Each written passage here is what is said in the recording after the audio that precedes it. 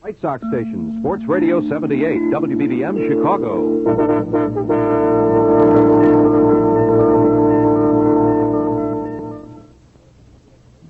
The CBS Radio Mystery Theater presents...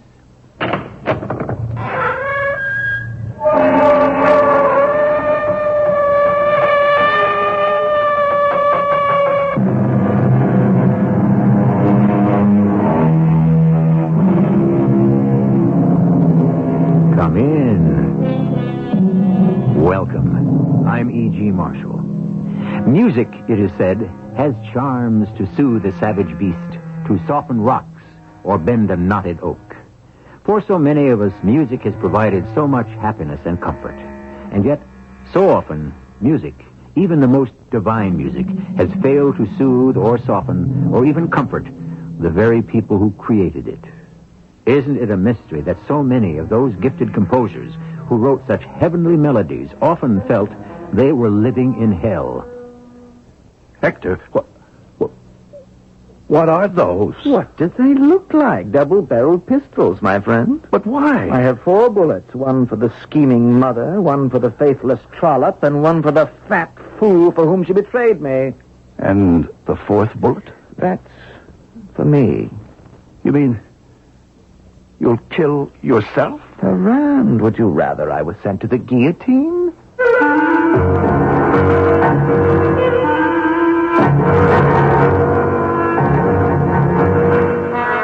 Our mystery drama, The 4th Bullet, was written especially for the Mystery Theater by Sam Dan and stars Russell Horton and Bernie Grant. I'll be back shortly with Act 1.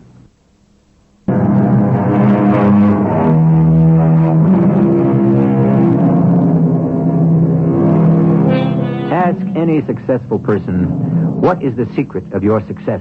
And the answer will usually be timing. Timing makes all the difference between failure and success. What was the wrong move yesterday may be exactly the right move for today. And so, the wise time their actions with one eye on the calendar and the other eye on the clock. But of course, the most important timing of all is beyond our power. Regardless of how talented or brilliant we happen to be, there is one thing none of us has the power to decide, and that is when we shall be born. And so often, that makes all the difference in the world.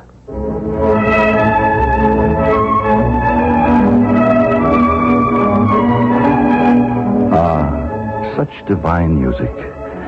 It will live forever, along with everything else he wrote. I'm speaking of my best friend, Hector Berlioz. This is the overture from an opera called The Secret Judges. I wrote the libretto. Hector! Hector! Are you at home? Hector! Ah, Ferrand, what are you doing here? What am I doing here? We had an appointment. Did we? Yes, I finished the libretto. You wanted to see it. What libretto? Oh, that's right. The Secret Judges. Well... Don't tell me you've lost interest. No, my friend, not at all. I'm fascinated more than ever by the whole dramatic idea. This court of secret judges in medieval Germany which dispenses a summary justice of its own. What was it called? The PEM. Yes. And do you know, there are those who say it still exists to this day, even in this enlightened year of 1830. Hector, here it is. Do you want to read it? Oh, I can't at the moment. I'm leaving for Italy. Italy? When? Tonight. The Academy has given me a scholarship to study in Rome. Oh, I didn't know. Congratulations. And the libretto's finished. Good. I shall take it with me and write it in Rome. Rome, the eternal city. Hector, I wanted to talk to you about something. Of course you do. We must have a long discussion. Yes, but when? Tonight. But you're going... I'm not leaving Paris till after dinner. Come with me. I'm going to dine with the Countess Moke. Yes, but I haven't been invited to dine. You're with me. I have to have dinner there tonight. Why? Because I'm in love. Yes, dear friend. I'm going to marry the Countess's daughter, Camille. And what made you fall in love with Camille Moke? When I heard her play a rhapsody by Franz Liszt. So the sense of what you're saying, then, is that you fell out of love with one and in love with the other. Exactly, my friend. But how do you know you're not in love with the music? Oh, Ferrand, look at the divine face of Camille Moke and tell me that.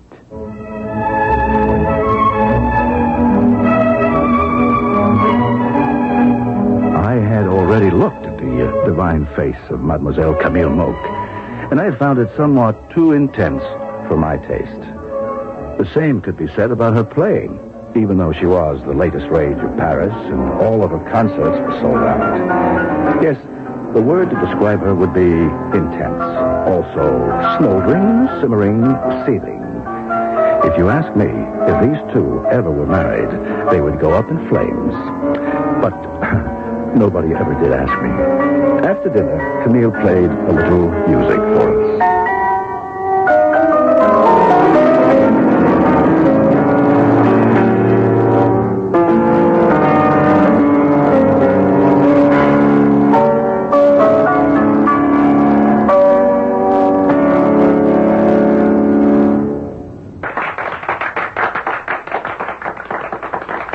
Magnificent, superb. Isn't she marvelous, Ferrand? I congratulate you, Mademoiselle Camille. My adorable Camille, our lives shall be spent with music. My beloved Hector, you shall write the notes, and I shall make them come alive. My angel, my adored one. Oh, my precious. My love. These exchanges continued despite the fact that they were not alone in the room.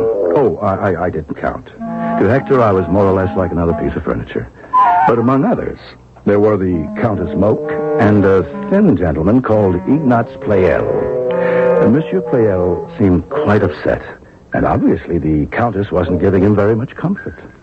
Are they not the most adorable looking couple? Oh, Don't you think he is the most handsome gentleman in Paris, Monsieur Pleyel?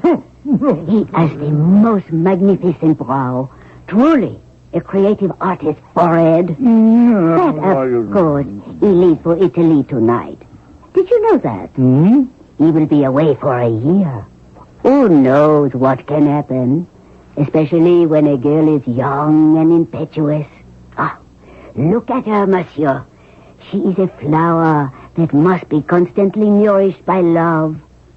Have you the heart to leave her to languish on the vine? Seize the day, the hour, the moment. Remember, absence makes the heart go wander. Direct that searching heart toward yourself.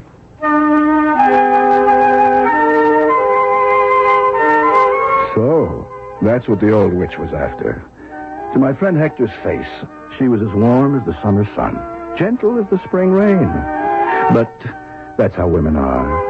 And we men, are we any better?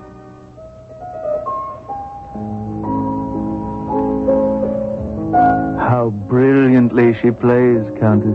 My dear Hector, this is your inspiration at work. It is your noble spirit that moves her. How can I leave her? But you must. Fame, fortune, glory await you in Italy. Perhaps I shall not go. Go. And return as one of the immortals. Already they speak of you in the same tone reserved for Mozart, Beethoven, even Bach. But Bach didn't write operas. Which is why you shall surpass him in greatness one day. How proud I shall be to call you my son. And so when the evening drew to its reluctant conclusion, there were tearful, almost heart-rending farewells. Camille swore that she would be faithful to Hector forever. And 3 weeks later, she announced her engagement to Pleyel. Somehow, I felt I'd better be there when Hector received the news. So, I decided to go to Rome immediately and tell him myself. What?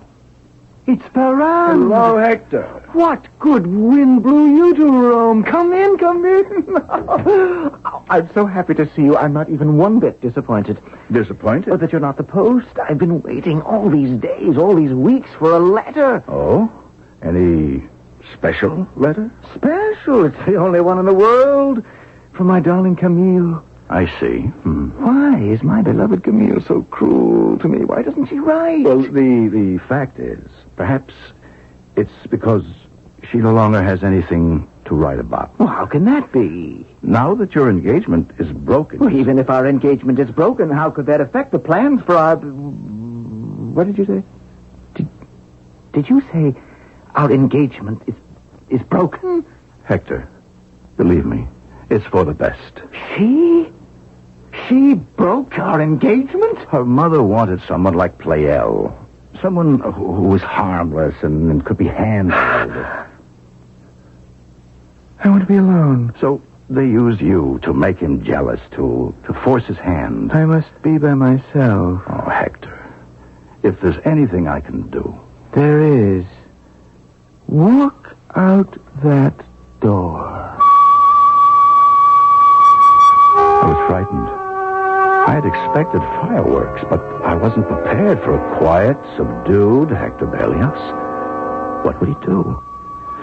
But there was no help for it. I went outside. I remained near the house to watch, to wait. What are you doing here? Hector. You're spying on me. Oh, I'm worried. About what? About the engagement. I was afraid you might do something violent to yourself. Where are you going? I must perform a few errands. Come dine with me this evening. Oh, why don't I come with you now? It would be best if you were not involved in this particular aspect of my activity. Till dinner, then? But, if you try to follow me, I shall never speak to you again. More fruit? No, thank you. I've had enough of everything. Except an explanation. Hector Berlioz, what are you up to? Permit me to open this wooden box. This may explain. What are those? Well, what do they look like? Pistols. 2 double-barreled pistols. That's because 4 shots are needed. 4 shots? One for the evil genius behind the plan, the mother. The second for the perfidious daughter. The third for Monsieur Pleyel. I've been wounded by these vulgar people. I have every right to restore my honor. But murder, Hector. I'm willing to pay the price. What price? I have 2 double-barreled pistols, 4 shots. 2 for the women, 1 for the man, and the 4th one for me. You're going to kill yourself? Ferrand, would you rather I went to the guillotine? Oh, I would rather you forgot the whole business. My friend, I am a Berlioz. And you intend to walk into the Countess's salon and simply commence this gunfire? Oh, no, it cannot be done simply. They know me, these harpies. They expect me to come back. They fear my vengeance. They'll take precautions. I should never be permitted to set foot in the house as Hector Berlioz. Then the thing's blown up right there. You couldn't even get into the house, which is the only place you could be sure of finding all of them together. I cannot get into the house, I said, as Hector Berlioz, but I can get in as someone else. Who? As the Marchesa di Forli Speranza. Who is the Marchesa di Forli Speranza? You like her? I just made her up. Now, you know what a frightful snob Countess Moke is. She loves to collect all sorts of titles. So, I shall call at one of her soirees. I shall be admitted. I shall be announced. And once inside, I shall produce my 2 double-barreled pistols from where they've been hidden in my voluminous skirts. Oh, that reminds me, voluminous skirts. We need a dressmaker. We need a dressmaker? You haven't been paying attention. I must have a complete wardrobe created for the Marchesa di Forli Speranza. Well, not complete. A gown for when I shall call on the Countess Moke, and a traveling costume. A traveling costume? Of course. Are you going to travel? Dressed as a woman? I shall travel as the Marchesa di Forli Speranza. Yeah, but why? Even if you intend to go through... If? You don't have to dress up as a woman until you're about to enter the Countess's house. Hector Berlioz, pretending to be the Marchesa di Forli Speranza, would never be admitted inside. Therefore, I must become the Marchesa. Oh, but Hector... Not another word. Those who are not with me are against me. Now, where do you stand? I'm with you. Good. It's not the first foolish thing you've ever done, but it may very well be the last.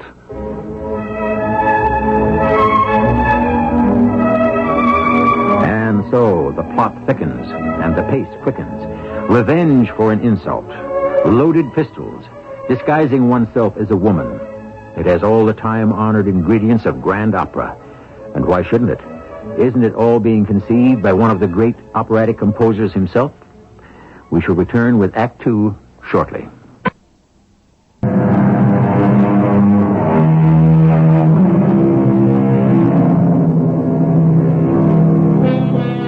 He seems a bit flaky, this Hector Berlioz. And you may think we're taking poetic license, but the fact is, he was quite a singular character. And he did live in a very floridly romantic age. Remember, his contemporaries were Byron and Keats and Shelley and Poe, and a great many others who insisted on marching to the beat of their very own drummers. Here once again is Monsieur Ferrand, Hector Berlioz's best friend, who seems to be taking this latest escapade as a matter of course.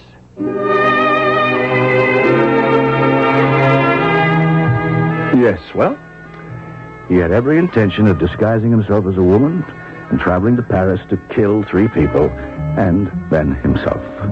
So you might ask yourself, why didn't I try to stop him? My answer, how could I? My only hope was to humor him and to pray that over the course of what would be quite a long journey, something might come along to distract him.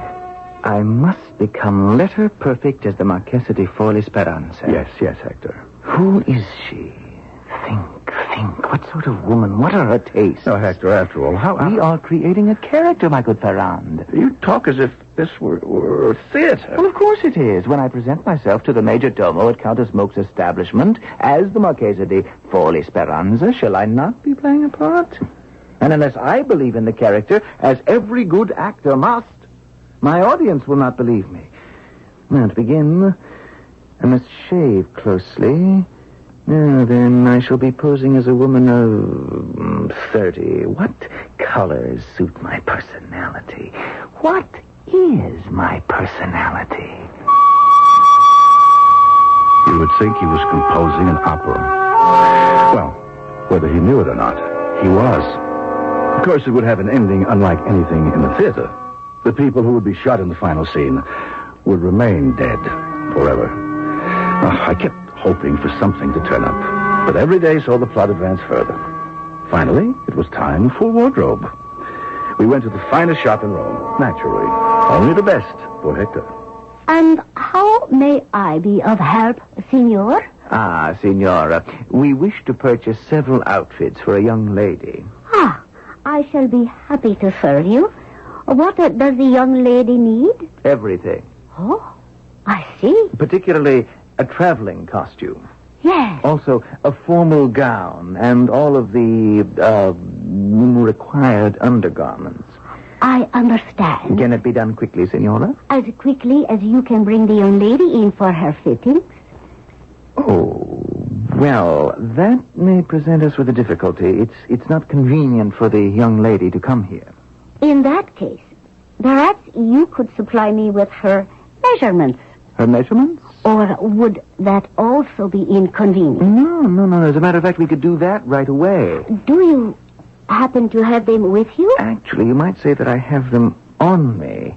Signor? You see, the young lady and myself, by a coincidence, happen to have the same measurements. Exactly? The same measurements? You might add an inch or two, or perhaps 3 to certain parts of the basic costume. Oh, yes. I suppose I could. Good. Shall we begin?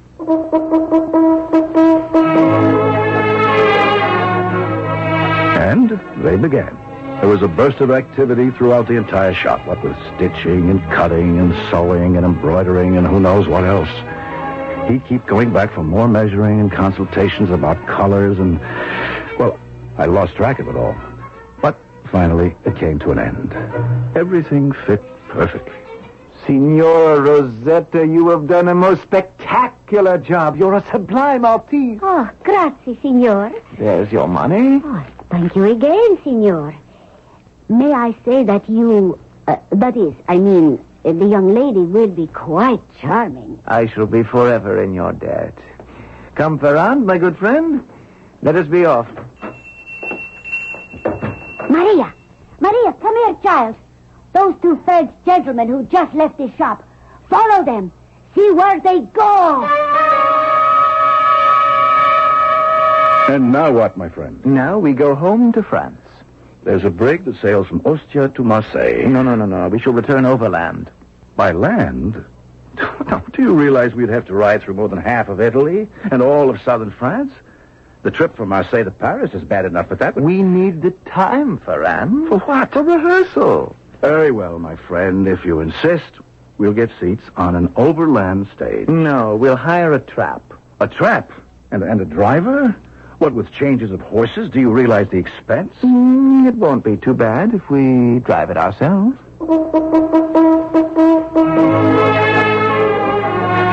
What was the use? He would have his way. We hired a trap. It was small, it was uncomfortable. The roads were narrow and needed repair, deserted for the most part. And we could never make real time because we had to keep stopping to rehearse.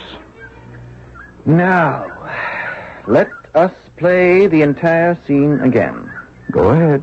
The Major Domo opens the door. I tell him I am the Marchesa di Forlì Speranza. He bows, he admits me. He passes me along to an usher who conducts me to the reception room. He raps on the floor with his staff and announces my name. Wait. The flaw. What flaw? The fatal flaw in the plan.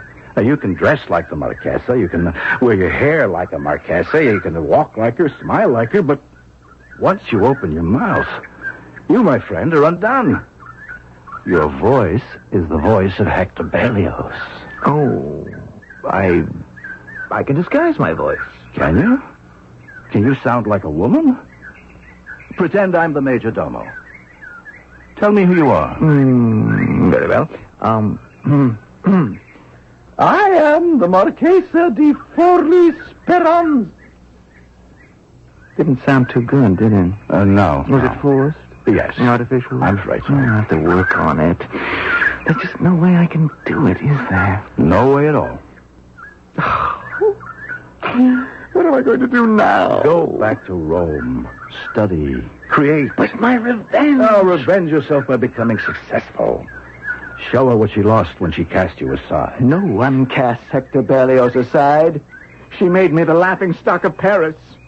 They all did, all three of them. They are going to pay for it with their lives. Yes, but this present plan of yours is obviously unworkable. Wait.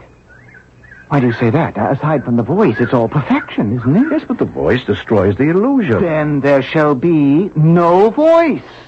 The Marchesa is unable to speak. The Marchesa is dumb? The Marchesa is mute. But how can you introduce yourself if you're unable to speak? Well, you shall do it for me. You'll be my escort. Come, we must rehearse. We're arm in arm at the door of the Countess's house. Here is the butler. Huh? Well, what do you say? Huh? Monsieur Ferrand and the Marchesa di Forlì Speranza. You need more confidence, more authority. Well, I'm sorry. I've never been a person of very much confidence or authority. You'll get it in rehearsal, my friend. Never fear. Now, come along. We're ushered into the salon. There they are, this despicable trio, the Countess, Camille, and Monsieur Pleyel. Now, don't stand there. Introduce me. May I present the Marchesa di Forlì Speranza? We can smooth all that out. Now, everyone smiles, and I produce the pistols. Everyone is shocked. No one can move.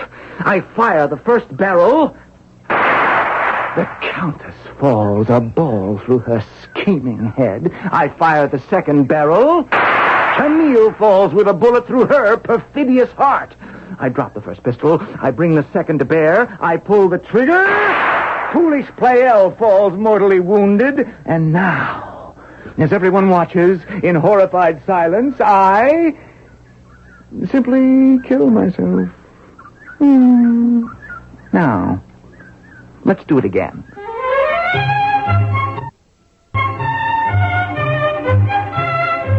Why did I take all this from Hector Berlioz? He was a genius. And he had a hard life. He was born at the wrong time. He was too classical for the romantics and too romantic for the classicists. In addition, he had a new way of perceiving music. Innovators in art always have a difficult time of it. Of course, I was having a difficult trip. My back was killing me. Wake up, Ferrand. Wake up!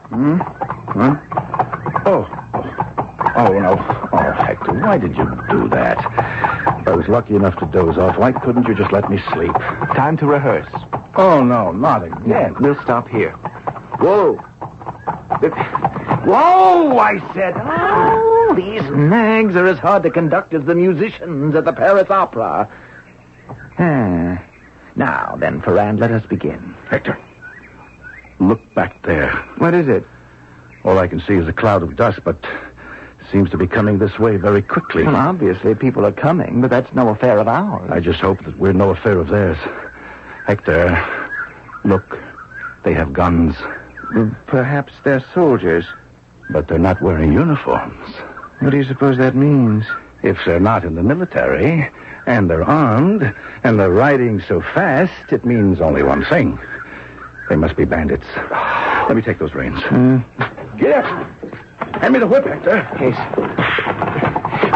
Why must we run? I have my 2 double-barreled pistols. Are you mad? Uncap those weapons.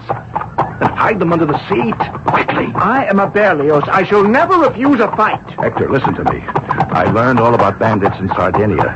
If you look as if you mean to defend yourself, you'll be shot down at once. So then why are we running from them? They're gaining on us. Why not get it over with? They like the excitement of a good chase. Ferrand, are you sure they won't shoot us anyhow? Hector, in this world, how can one be sure of anything? You can be sure, at least, of this. There's going to be a third act to our story. Hector Berlioz is headed for Paris, where he intends to take drastic and fatal revenge on 3 people who have made him appear ridiculous. That is, he will if he can ever get there. Act 3 will be upon us shortly.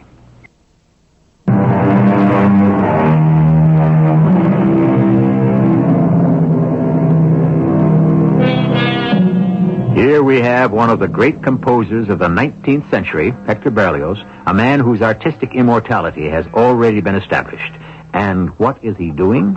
He is disguised as a woman, and he is driving at full speed down a back road in rural Italy, being hotly pursued by a gang of highwaymen.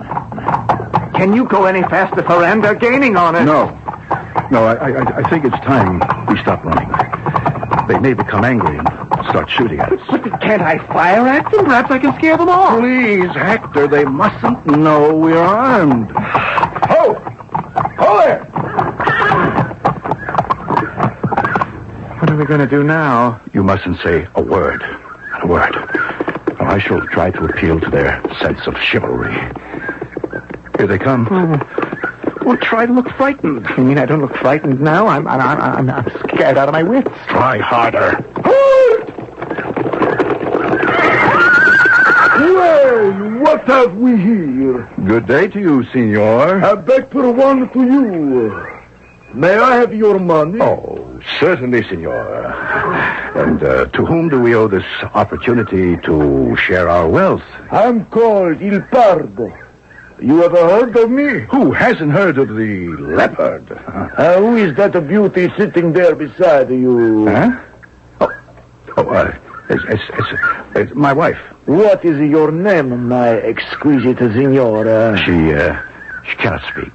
She cannot speak. For what reason? She suffers from an illness. That's why we're on the road. We are hurrying toward Florence. Yes, I see how pale she is. Yes, there's a famous doctor there. Perhaps he will cure her. And perhaps he will kill her with his infamous pills and potions. My friend, there is no need to travel all the way to Florence to see this quack. Oh, but we do I myself can cure her. Oh, how pale she is. Yes, she suffers. She suffers from living in the dirty, dusty, crowded city. She suffers from lack of fresh air to breathe, spring water to drink. Although this is a rather delicate subject, it should be obvious she is withering away because of lack of affection. But we can remedy all these deficiencies here in our healthful mountains. What does that mean? It means that if a woman pleases me, And I intend to have her. But she's my wife. True. So you have two choices. You can sell her to me, or you can fight me for her. Fight? But you wouldn't want her. Why not? Oh, because, well, she may not be everything you think she is. She is everything and more. I will have this woman. Come down, my magnificent blossom. Let me sweep you into my saddle. We shall ride to paradise together. But you wish to be paid? Very well. I shall let you keep your money, your baggage, your horses. Fair enough? More than fair. And now, beloved, come to me. Soldiers, run! Dogs! They sniffed me out. Another time of my anger. We shall meet again. Head across the fields, men! Saved. Oh, we're saved, Baran. Yes. We've been delivered from these brigands. Doesn't this prove that Providence is with us? We are destined to succeed. Oh, sir, I want to thank you for saving our lives. Don't thank me so quickly. You may have been better off with the bandits. You are under arrest. Arrest? What's the charge? Espionage. But we're not spies. Silence! You will be given a fair trial before we hang you. It was a long, slow, terrifying journey back to Rome. We weren't permitted to say a word, not even to each other. We were taken to a grim-looking building. We were surrounded by serious-faced soldiers. Bring in the woman. The woman! If only you would allow us to explain. Silence! You are the Signora Rosetta. Yes, Colonel. And these are the men? Oh, these are the men. And that is my dress he is wearing. I didn't steal it. I paid for it. Silence! Continue. Why should a man wish to dress as a woman? I asked myself. Suddenly, the answer became clear. He must be a spy in the service of the King of France. But that isn't true. Basta, Signor. You will be given your opportunity. Now, do you deny that you are a Frenchman? I proclaim it. Therefore, does it not stand to reason that you are a spy? Why does that stand to reason? All Frenchmen are spies. But I, sir, am Hector Berlioz. Who is Hector Berlioz? I am a composer. I never heard of you. Ask at the Academy. I don't know anyone at the Academy. I don't hold much with composers. But you could ask Paganini. My instinct tells me that you are an agent.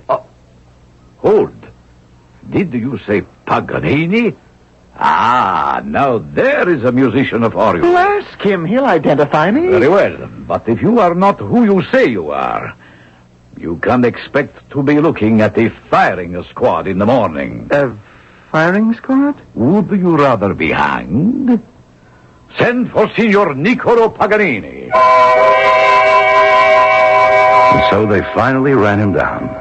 And Signor Paganini came in as diabolical-looking and sardonic as ever. They said he was in league with the devil. Only Satan could teach a man to play a violin at such speed. And he looked at Hector without blinking an eye, as if it were absolutely normal for anyone to go about dressed as a woman. Yes, this is Berlioz. You are certain? Yes, I commissioned him to write a viola concerto for me. It wasn't much good. That's a lie. It was excellent. You're complaining because your part wasn't big enough. What am I supposed to do during a half of it? Fall asleep? Colonel, it's called Harold in Italy. It's magnificent. It is a trap. It's ahead of its time. Charlatan! Gypsy fiddler! Get out of here, the bug of you. Madmen. Lunatics. What is this? An insane asylum? So the days went by. We crossed the border into France. We drew closer and closer to Paris. Nothing occurred to me. The colonel was right. Berlioz was a madman. he would go through with this. How could I stop him? And we would pause in some deserted field and rehearse constantly. And now I produce my pair of pistols. The first bullet for the Countess. The second for Camille. The third for the fool. And the fourth for me. Very good. Let us ride on, my friend. Hector, I was hoping... For what? For a return of reason. Are you saying I've lost my reason? Well, I thought this long ride might have made you reconsider. Never. I'm resolved, Ferrand. There's a slogan in the Berlioz family. The stain of an insult can only be washed away by blood. But then, what washes away the stain of the blood itself? I am not concerned with that. Why didn't I report him to the police? What can I say? I was completely under his spell. I knew him as the greatest genius of his time. I prayed with all my heart that something at the last second would turn up to avert this tragedy. But we arrived in Paris, and we went to the house of the Countess Moke, and we were admitted as Monsieur Ferrand and the Marchesa di Forli Speranza. She's always at the piano, the minx. Hector. Quiet. Soon she'll be finished. And her mother and that oaf will join her. And then you will present me. Hector, for the last time, please. My mind is made up even more strongly than ever. You hear? She finishes. Confound her. She does play well.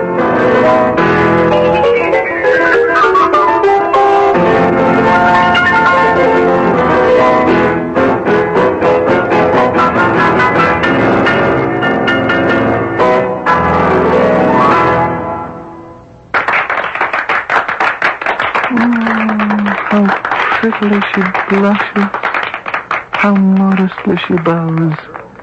What falsehood! What artifice! Does anyone wish to know who this woman really is? Ask me. Now they come toward her. In just a moment, you shall present me. Hector, suppose what? Something goes wrong. Oh, what can go wrong? A pistol can always misfire. No, not these. I've carefully measured out the charges to the final grains of powder. I have the finest, the most expensive percussion caps. Yes, but still... Even more important, I am perfectly rehearsed. I raise the first pistol, 2 shots the women. I raise the second, 1 shot the man. The 4th shot for me. I've done it over and over 100 times. No, you haven't. You haven't even done it once. Are you mad? How many times have I fired? You've only fired 3 shots. Never, not even once, have you fired the 4th. Oh. Well, that's because... Yes? Because? Oh, hang it all. I can only kill myself once. How do you know you can even kill yourself at all? Well, because... To kill the 3 would be a source of immense gratification. True? Oh, how true. But to kill yourself afterward? You don't know yet if you can really hold the muzzle of that pistol to your temple. You don't know if you can pull the trigger and allow the trigger to blow your brains out. Please, Ferrand, you needn't be so indelicate. Shall you be able to say farewell to life, to art? Shall you murder not only the 4 of you, but also the great works that are still in your head, waiting to be released? The operas, the symphonies, the fantasies, all the brilliant music of Berlioz.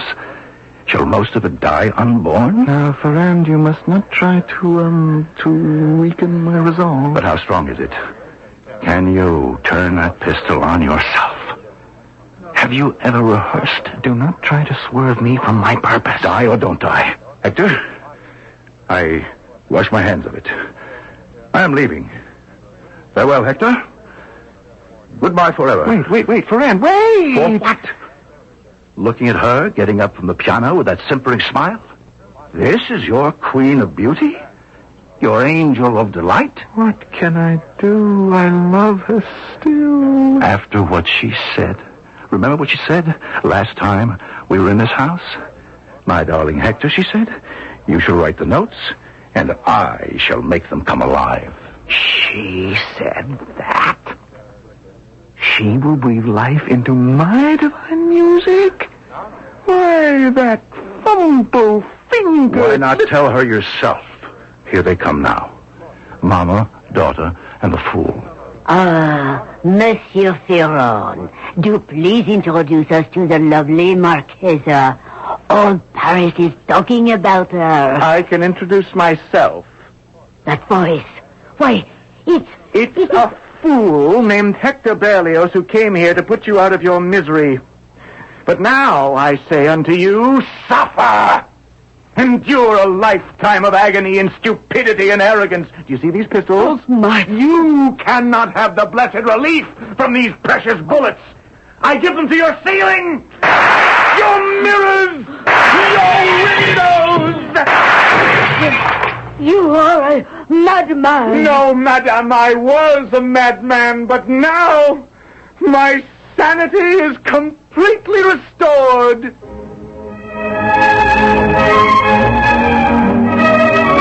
That remark might have inspired differences of opinion among his contemporaries, but then again, if you were to rate sanity on a scale of 1 to 10, where would most of us place? And what did our story prove?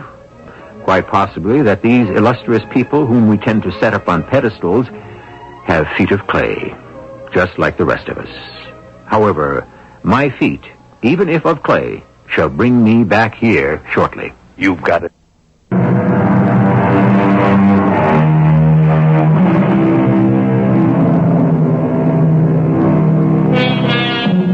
And so you may ask yourself, was this a true story?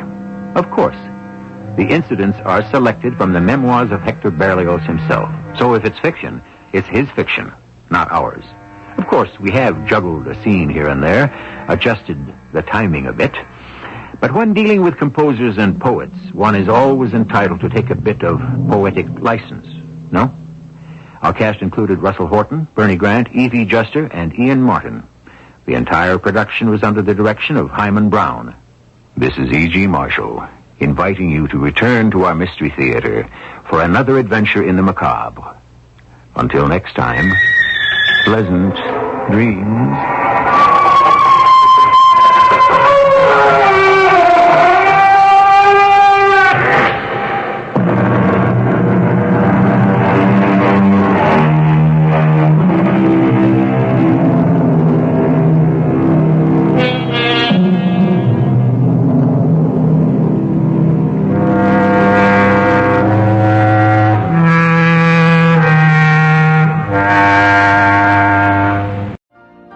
You've been listening to the OTR Gold Network. Find more classic radio at otrgold.com.